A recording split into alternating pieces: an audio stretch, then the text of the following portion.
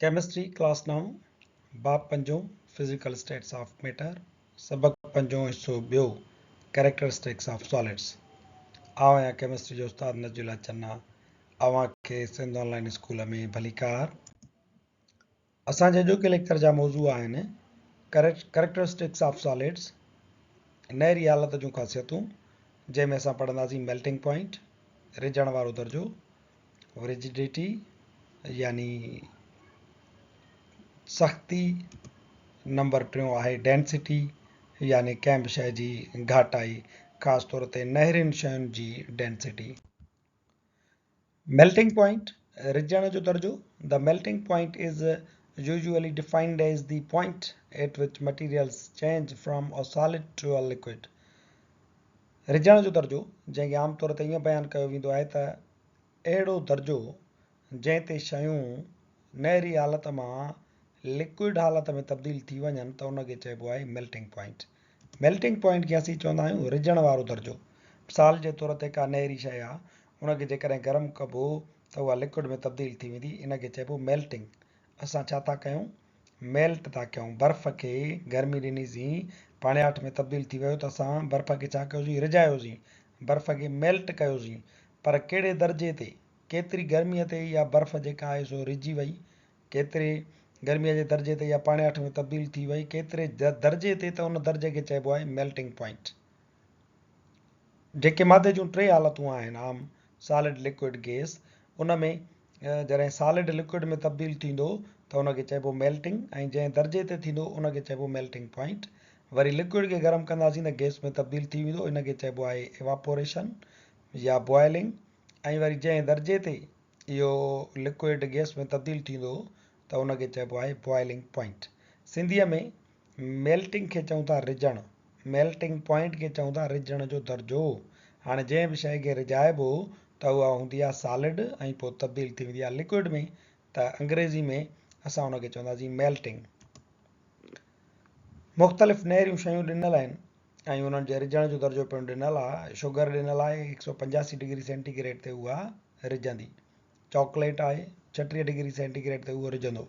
Mercury, पारो, जेको thermometer में पिणु तव्हां ॾिठो हूंदो त चांदीअ जे रंग जहिड़ो बंदि थियल हिकिड़ो पाणियाठ हूंदो आहे, उनजे रिझण जो दर्जो आहे -38.38, यानी तमामु घणी थधि उनखे ॾिबी तॾहिं उहो वञी सख़्तु थींदो आहे। -38 ते उहो जॾहिं ईंदो त लिक्विड में तब्दील थी वेंदो। सोडियम क्लोराइड यानी लूणु, उहो 801 डिग्री सेंटीग्रेड ते रिझंदो। वाटर हिते लिखियलु आहे, हिते लिखियलु हुजणु घुरिजे हा आइस यानी बर्फ़, छो त बर्फ़ हूंदी आहे सॉलिड स्टेट ऐं जेको असांजो वाटर आहे उहो हुनजो लिक्विड स्टेट आहे।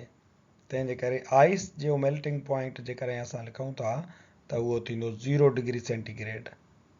इहे कुझु नहरियूं शयूं आहिनि ऐं उन्हनि जा मुख़्तलिफ़ मेल्टिंग पॉइंट्स ॾिनल आहिनि।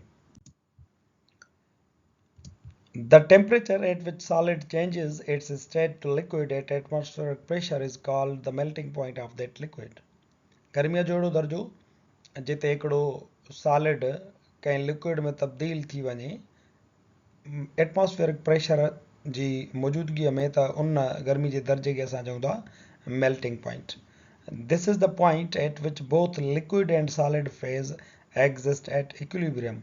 मेल्टिंग पॉइंट अहिड़ो हिकिड़ो दर्जो आहे जिते लिक्विड ऐं वरी सॉलिड इहे ॿई हिकिड़े तवाज़ुन में रहंदा आहिनि। ॿई जेके मादे जूं हालतूं आहिनि उहे इन मेल्टिंग पॉइंट ते ॾिसण में ईंदियूं।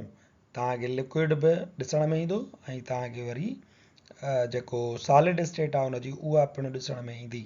त इनखे असां मेल्टिंग पॉइंट चऊं था, इनखे असां मेल्टिंग चऊं था यानी रिझणु, छो त जॾहिं उहो रिझी वेंदो आहे त पोइ लिक्विड में तब्दील थी वेंदो आहे। जेसि ताईं सॉलिड मौजूदु हूंदो त उहो आहिस्ते आहिस्ते पियो रिझंदो आहे। त इहो यानी मेल्टिंग वारो मरहलो हले थो पियो। त मेल्टिंग जे दौरान असांखे लिक्विड बि नज़र ईंदो त उहा ई शइ साॻी वरी सॉलिड जी सूरत में पिणु नज़र ईंदी आहे। रिजिडिटी यानी सख़्ती, कंहिं बि शइ खे असां चवंदा आहियूं रिजिड, यानी उहो सख़्तु केतिरो आहे। सो रिजिडिटी जी वस्फ़ इहा आहे त resistance of a solid to change its shape. कंहिं बि नहरी शइ जे तरफ़ां रुकावट त जीअं हुनजो शेप तब्दील न थी सघे। मिसाल जे तौर ते रबड़ आहे, उन खे तव्हां उनजो शेप जेकॾहिं तब्दील करणु चाहियो, उनजी सूरत बिगाड़णु चाहियो त रबड़ का बि रेज़िस्टेंस या रुकावट पैदा कोन कंदो, त असां रबड़ खे रिजिड कोन चवंदा आहियूं। पर का बि अहिड़ी शइ, मिसाल जे तौर ते का अहिड़ी पटी आहे प्लास्टिक जी जंहिंखे तव्हां गोल फिराइणु चाहियो था पर नथी फिरे, त उनखे चइबो रिजिड। रिजिडिटी यानी resistance of a solid to change its shape. The molecular arrangement of solids is closely packed. Due to this, solids are not mobile. नहरियुनि शयुनि जा जेके मालिक्यूल हूंदा आहिनि उन्हनि जी तरतीब अहिड़ी हूंदी आहे जो उहे हिक ॿिए में तमामु घणा गुथियल हूंदा आहिनि। तंहिंजे करे उहे सॉलिड्स या उन्हनि जा जेके मालिक्यूल आहिनि उहे मोबाइल कोन हूंदा आहिनि, हिकिड़ी जॻह खां ॿी जॻह ताईं फिरी कोन सघंदा। दे exhibit vibration eight fixed positions. उहे मख़सूस जॻहुनि ते पंहिंजी जॻह ते बीहंदे सिर्फ़ु वाइब्रेट करे सघनि था। Therefore solids are rigid in their structure. तंहिंजे करे जेके नहरियूं शयूं आहिनि उहे सख़्तु थींदियूं आहिनि। सख़्तु हुजण जो सबबु जेको आहे उहो इहो आहे त उन्हनि जा जेके मालिक्यूल्स आहिनि उहे हिक ॿिए जे तमामु घणो क्लोज़ली पैक्ड आहिनि ऐं तमामु उन्हनि जे विच में हिकिड़ियूं मज़बूत फोर्सिस ऑफ अट्रैक्शन्स आहिनि।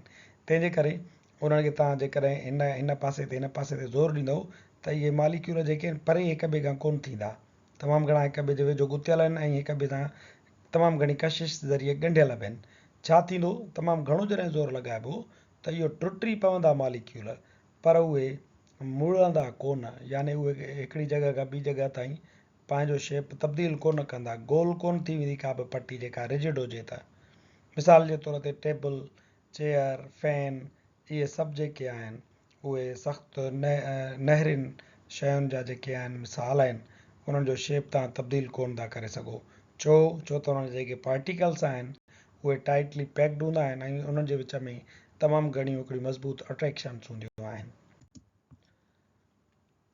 चौथी जेका ख़ासियत आहे उहा आहे डेंसिटी यानी घटाई। The solids are typically denser than a liquid or a gas. नहरियूं शयूं गैसुनि या पाणियाठनि खां वधीक घाटियूं हूंदियूं आहिनि। Molecules in solid are more tightly packed together. नहरियुनि शयुनि जे अंदरि जेके मॉलिक्यूल आहिनि उहे हिक ॿिए सां तमामु घणा टाइटली पैक हूंदा आहिनि ऐं हिक ॿिए में गुथियल हूंदा आहिनि। छो त उन्हनि जूं इंटरमॉलिक्यूलर फोर्सिस जेके आहिनि उहे तमामु वधियल इंतिहा दर्जे जूं हूंदियूं आहिनि। Due to this reason solids have highest densities among 3 states of matter. इन सबब जे करे जो उन्हनि जा मालिक्यूल, उन्हनि जा ज़रड़ा तमामु घणा गुथियल आहिनि त उन्हनि जूं जेके घटायूं आहिनि उहे मादे जी टिनी हालतुनि में सभ खां वधीक हूंदियूं आहिनि।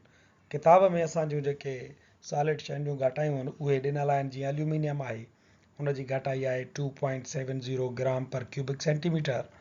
आयरन आहे, उनजी घटाई आहे 7.86 ग्राम पर क्यूबिक सेंटीमीटर। गोल्ड आहे 19.3 ग्राम पर क्यूबिक सेंटीमीटर। सोडियम क्लोराइड यानी लूणु 2.16। खंडु आहे 1.59 ग्राम पर क्यूबिक सेंटीमीटर। असांजो अॼोको लेक्चर हिते पुॼाणी ते पहुचे थो। वरी हाज़ुर थींदासीं नए लेक्चर सां गॾु।